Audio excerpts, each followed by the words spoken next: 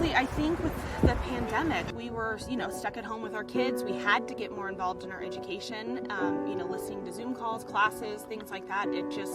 Parents started realizing, wait, what is happening?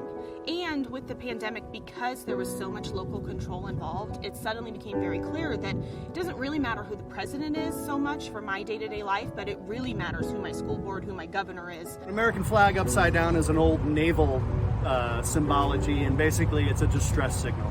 And our country is definitely in a state of distress. They are pushing items like critical race theory, and we just want them to educate rather than indoctrinate. I came here to talk about critical race theory and how it's being used as an emotional wedge issue against your equity policy. I know and you know, critical race theory is not taught in the Douglas County schools. As a social worker and parent, I specifically want to express my gratitude for the board's equity policy.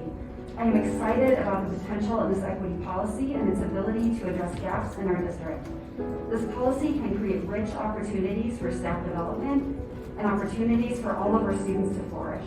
We just anticipated that our children were going to school just like we did. We're going to learn reading, writing, and arithmetic, and everything's going to be fine. They're not facing indoctrination. Nobody's talking about their skin color. Nobody's talking about their sexual orientation.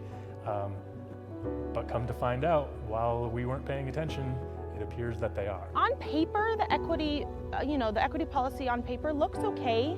Obviously, there's some buzzwords that have other connotations, so you kind of get into the weeds there. But on paper, I think we can all agree that every student in the district should have an equal and equitable educational opportunity. I completely support that. I recognize that there are some issues society-wide that we need to address.